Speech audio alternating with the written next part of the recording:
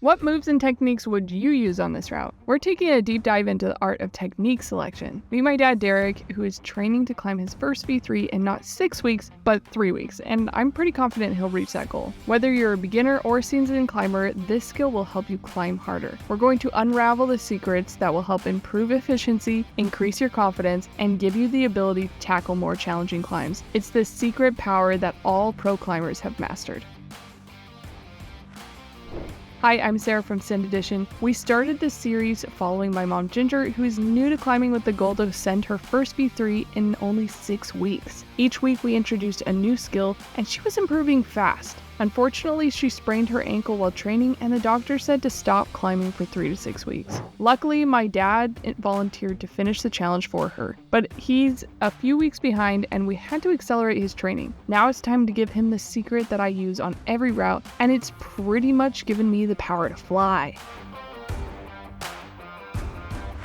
Behold the Dragon Scroll. After warming up, I had Derrick climb a few routes, and unless he asked me what I'd recommend him do, I just watched and observed what moves he chose to do. Part of the fun of climbing is figuring out how to complete the route and what techniques to use, but there is an art to the process. If he spends a lot of time on the route figuring out each move as he goes, the session is probably going to end short due to him being exhausted. Obviously, it's going to take a bit of practice to figure this out, but I know by the time we're done with this, he'll be able to look at a route and feel pretty confident that he's going to make the right moves. So what is this magic secret process I go through? Well, I'm going to reveal that to you right now. First, look at the angle of the wall. Rockovers are perfect for the vertical and slab walls, but this wall is overhanging. Typically, challenges with overhanging walls is keeping the weight in your feet since it can be so much harder on your grip. Both drop knees and flags twist your hips into the wall and forces your body over your feet, so that's a good indicator these will be the techniques you should use on an overhanging wall.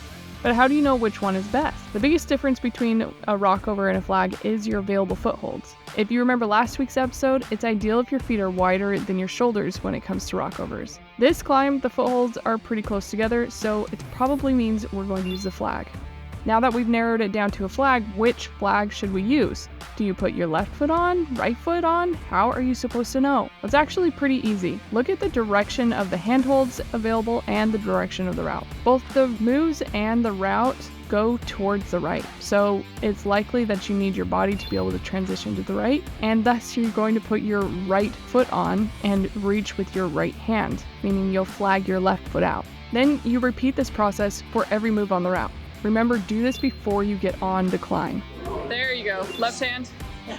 Yep. Right foot up. Right hand. Good. The scroll has given him power! There aren't really black and white mistakes in this part of climbing, but let me explain. Every time you get on a route and you make a move, whether it's the right move or the wrong move, your mind and body takes note of what just happened. This is one of the coolest things about climbing. The more you do it, the more input and data is in your mind, and thus the better you get even when you fall. Stand up on that right foot. Good. What hand are you going? Good. There is one thing, however, that I see a lot of climbers do, and it decreases the quality of the input that you get from each attempt.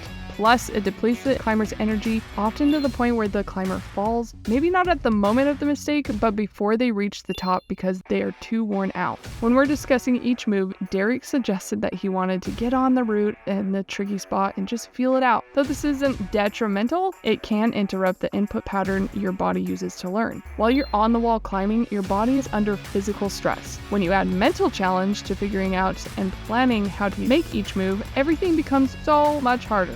It's a mistake to skip the part of climbing that you plan out before you hop on. Planning the move decreases the mental stress related to climbing and enables you to focus on the execution of the plan while you're climbing. Even if your plan doesn't unfold how you anticipated, the decrease in stress can be the difference with not making the challenging move, but also having the energy to complete the rest of the route. Left foot up. There is no secret ingredient.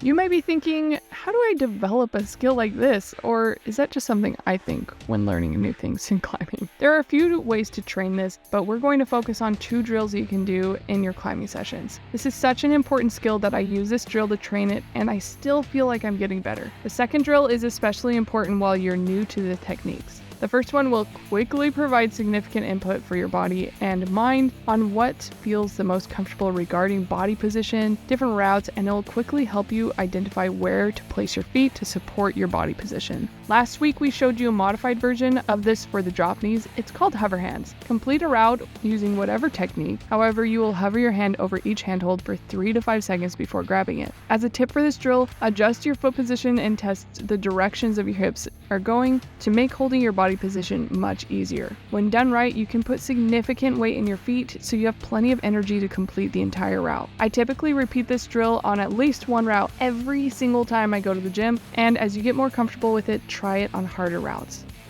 The input and pattern recognition you'll get from the second drill is going to accelerate your training and techniques incredibly fast. Plus, it's going to help you squeeze every bit of learning and value out of a route as you can, no matter how hard or easy it was to finish. It's called perfect repeats. You'll complete a route and then repeat the route with better or different techniques over and over again until you feel like you've perfected the route. Or in other words, you've used the right techniques the right way at the right time in the right place. I frequently don't give myself enough rest and sometimes feel like later tries are worse than my first ascent. This is common, so if you feel that way too, make sure you're giving yourself some grace and a couple more minutes of rest before attempting the route again.